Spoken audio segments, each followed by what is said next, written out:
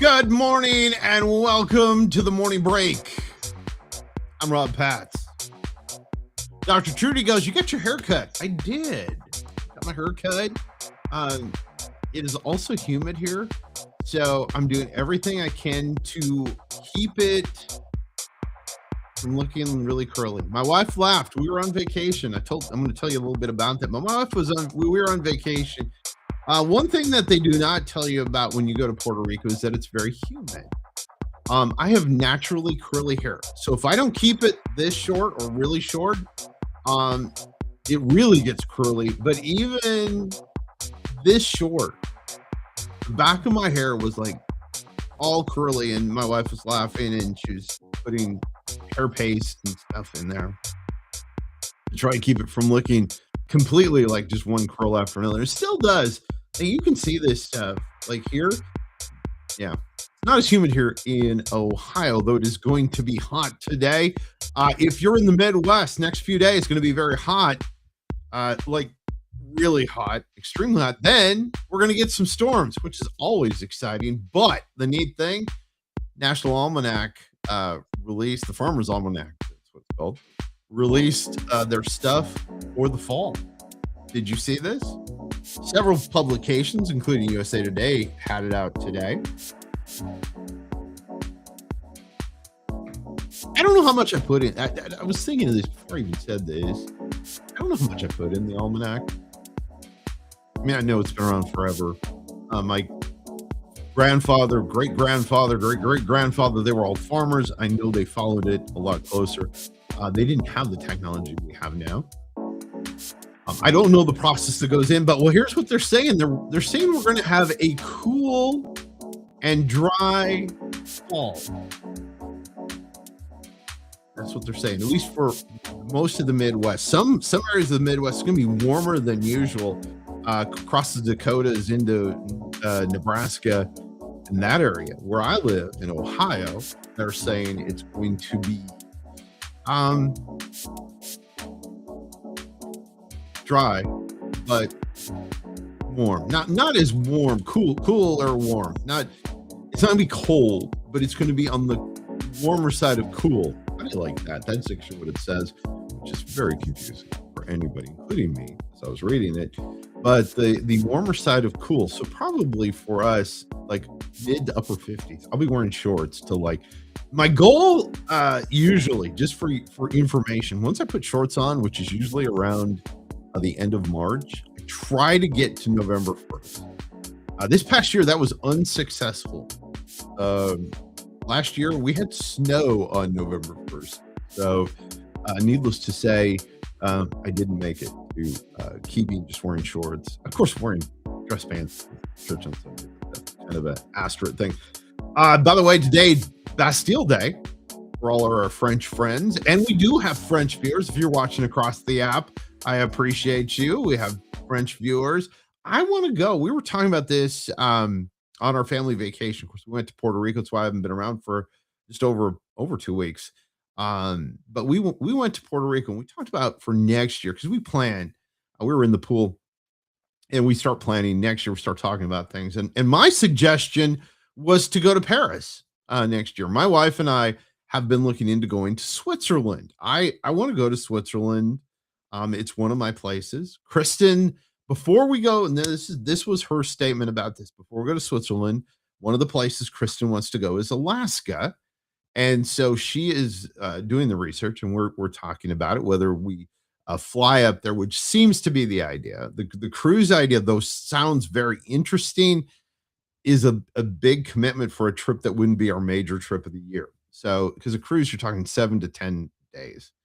That's probably more time than we have for a secondary trip. And so we're talking about flying up there, doing a couple of trains, that kind of stuff, because they have Gold Coast serviced, and it looks very cool. It's a very catered train type situation. Go out, see some of the glaciers, do that kind of thing. And so that's what we're doing. But Bastille Day is here. For those of you that celebrate Bastille Day, especially those in France, congratulations. Revolution Day for you. And also, though, today, not to diss Bastille Day, But a holiday and I'm part French, so I say this with a caveat that though Bastille Day is important, it is also National Mac and Cheese Day. National Mac and Cheese Day.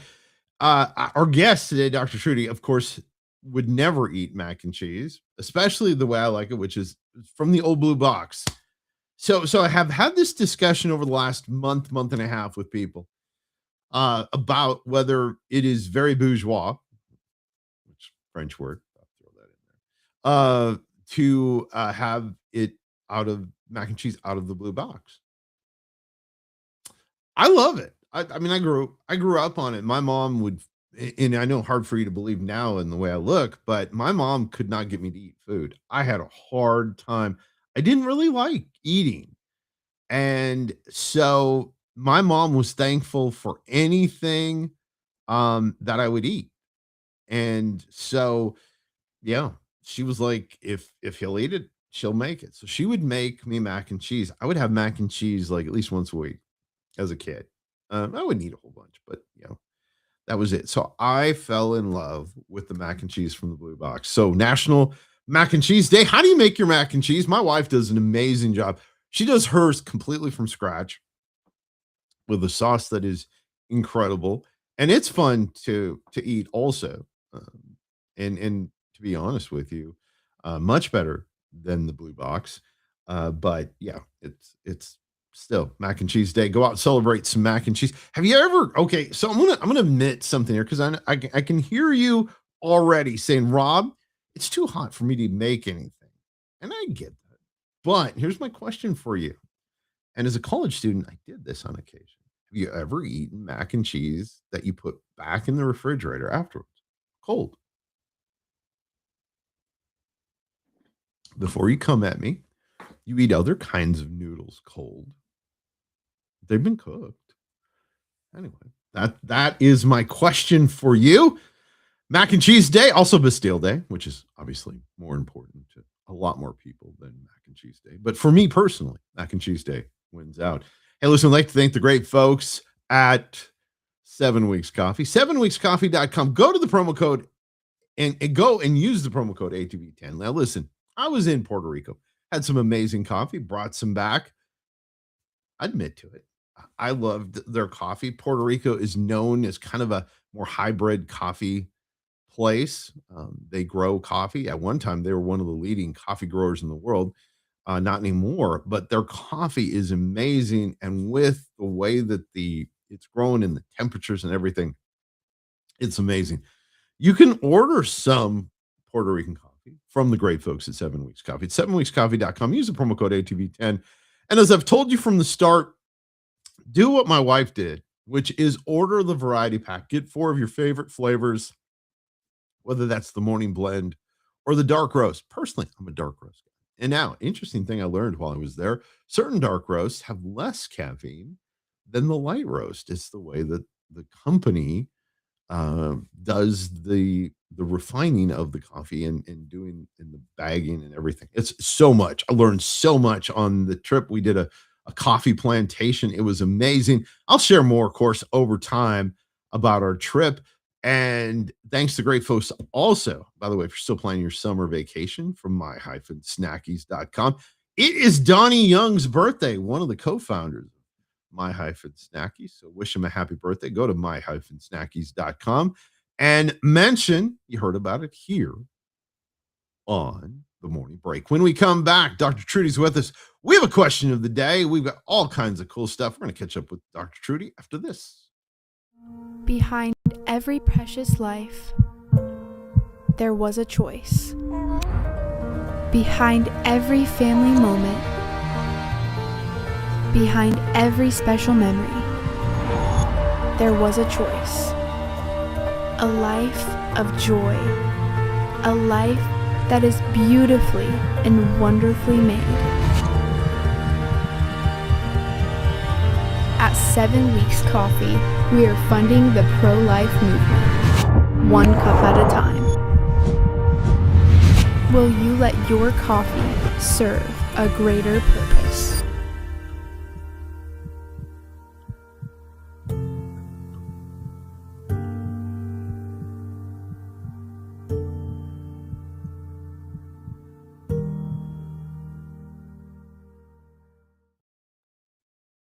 so good to be back. Love.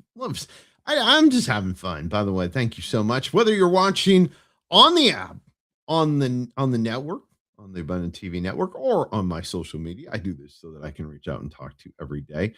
I am sure of one thing, and I can guarantee this without even asking her. And it's exciting to have Dr. Trudy back on the show. But I can guarantee without asking that Dr. Trudy no longer has mac and cheese out of the blue box. I don't, but my kids do. Albie loves mac and cheese. And they also well, Jonathan likes it a little bit too, especially before a race. But I don't eat mac and cheese anymore. So I don't eat noodles anymore. And see, that would be sad. I don't really miss it. But I know that my kids still love it. So, and Brian and I, we just don't eat pasta anymore. So when we have dishes that need pasta, let's say spaghetti, we cut up cabbage and we fry cabbage or saute cabbage in a pan, and that's what we use for kind of like our noodles to go with our spaghetti meatballs. I know. When we come to visit, I'm taking you out to dinner because I am not eating cabbage and meatballs. I'm sorry. Now cabbage and meatball. I love cabbage. Don't get me wrong, but I really don't want to pretend like it's spaghetti. Well, no, we don't. I mean, it's just a different taste. I mean, it's really, really good. But Brian he got honestly really, really, really overweight. So he had to make some changes. And so I just thought, you know what, I'll make the changes with him so that, we're not making 3 different meals. And so it just works out, and it's really good. We use zucchini sometimes for pasta noodles. But my kids love pasta. Yes, I love pasta. Yeah. And hey, I know you spent some time in Europe. Did you celebrate Bastille Day? I didn't. I didn't even know about it. Oh, see, I've told you. So. Thanks. I didn't even know about it. Yeah. 14th of July every year, Bastille Day, of course, celebrating the beginning of the French Revolution. I do have a question, though, and we're going to start off with the question today instead of just catching up, because I think it's kind of an interesting question, and it leads into, it's crazy to think, and I wanted to state this earlier, and I didn't get a chance. It's crazy to think like the summer is half over. For some people, more than half over. Like I saw back to school stuff the other day as we landed in Detroit, and we had to pick up a few things because typical, you eat everything in your house that could go bad. So then on the way home, you have to stop and get necessities like, butter and things that you might use. So we stopped in and they had back to school sales. I'm like, dude, it was just 4th of July. Give the people some rest, But so here's the question, Dr. Trudy, this lady asked. She said, Dr. Trudy, she said, we have moved. My husband's job moved us. And how do I prepare my kids for going into a new school this year? Because there is already an anxiety level for them. Obviously they didn't just move areas because they don't have, this would be my guess. It sounds like out of state move because they don't have friends or family there to support them. And I get that. So give this lady some advice. She actually just wrote in yesterday. So I picked her because my guess is, by the way, she also asked, and just so you know, hey, we're back. She goes, when are you coming back? At first, I thought it was a family member teasing me, but no, it was a real person on the app and asked when we were coming back. And so I did. But anyway, so that's the question. My guess, and I'm putting some supposition into this, that they must have moved out of state or something, because she said we have no friends or family. And that is so hard because moving is one of the top stressors in life, just moving in general for adults. So can you imagine the intensity and the anxiety for a child, depending on their age? But one thing, the very best thing parents can do is validate their feelings. A lot of times we want to push their feelings. Oh, it's not going to be bad. Oh, you're going to be okay. But validate. I understand that you're worried. I understand that you're stressed. But let's walk through, what the first day is going to look like. Let's talk about maybe what that first day is going to look like. And then if you have the opportunity, always go visit the school, tour the school, find out where their classroom is, the lunchroom is, the closest bathroom. Find out, because finding the hallways in these schools can be crazy. Crazy anxiety, bring it crazy anxiety just because the schools are so big now, Rob. So practicing finding your classroom, your locker, even trying your locker combination beforehand. And then, if they're little kids, try to plan those play dates well in advance so that when they do go to school, they'll see one or two familiar faces. I love that idea. Now, even in the old days, when my parents moved from Minneapolis to Seattle in the 4th grade, and my mom and dad did that for me as it was a new school I was going to. Hmm. And it was super funny, and I relate the story when I speak sometimes. But I went and I was really scared. I was like, I felt, I lived in Minneapolis. I had cousins galore. I had a lot of friends. We grew up, my mom and dad built in a brand new neighborhood. So all the kids were kind of around the same age. And so when my family moved after 3rd grade to 4th grade, I moved to Seattle, went to a new school, and my mom and dad had me tour the school I met the principal, I think, and the vice principal. It was really neat what they did. Yeah. But the neat thing for me, which was a serious advantage, is that year, um, there were about 18 new kids, and we all became great friends. In fact, I'm still friends with several of them on Facebook. We all moved at the same time to the same school. It was just a very cool God thing. And I think for this lady, and the other thing I would say is, just you have time. I'm assuming if she mentioned where she was. I know that area and I know when they start. So she still has a month and a half left before her kids start school, is really to bathe them in prayer. And I have another suggestion, and I know Dr. Trudy would chime in with this, is find a church that you can plug your kids in that may have kids that go to that school. And that's a great, like you said, play dates. Yeah. Goodness, my mom and dad, we did a thing. We moved in June, and 4th of July, my mom and dad did a party and invited everybody from the neighborhood. We had a Hmm. barbecue. And of course, dad being a new pastor, he Yeah. was in the area. He was actually not really pastoring yet. He was going to school to get his master's. And so he was kind of between, and so he had all this time. And so we did a lot of that stuff and visited a church and it brought all kinds of ease to my Hmm. anxiety. But I had anxiety rolling into a new school. Of course, my parents pumped me up, like, "You're cool, you're from the Midwest." Yeah, that's right. But I think, with social media today, Rob, you can get on those, like even where I live, there's, Milton moms or Milton family Facebook groups. You can get on those groups in your area and just say, hey, I'm new to the area. I love to reach, plan a get together, like you said, like your dad did, plans an event before school starts so that you will be able to see someone that a familiar face, and then getting in touch with the school counselor, especially if your child does struggle severely with anxiety. It's always good for them to have a safe place to land if their day's not going as great as they want it to. Um, and then I think when they come home, Rob, it's always good to ask those open ended questions. Not, did you make a friend today? But hey, what was the best thing that happened about your day today? Or what was the funniest thing? But be that sounding board when they come home. I always make it a habit when my kids come home from their afternoon, whatever they've been doing, is to make sure that I'm there so that they can decompress and bounce things off of me. So just being available for our kids is so important, and knowing that we don't have to solve everything and we can't fix everything, but we can be there to kind of role play with them and walk through, situations with them. And so I think it's so important just for us as parents just to be available, to be aware, like to know your child. Are they acting a little overly anxious? Are they acting a little depressed? Or what's, making sure that we're aware of how they are responding to their new surroundings, because it can be. I mean, goodness gracious, Rob, just going to the same high school was a little stressful each year. So Oh, it was, and I look back on it now, and of course, for me, the advantage was sports. Sports built the bridge for me everywhere I right. went, including there. My in 4th grade, because I my mom and dad signed me up, so I was playing football, um, with now it wasn't organized through the school because it was they don't most schools don't organize tackle football until 6th grade.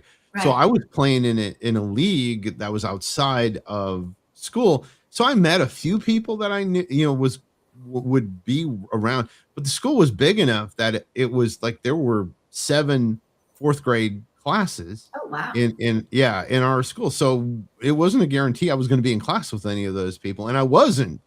But it made for good things. I think too. I think the biggest thing is understanding.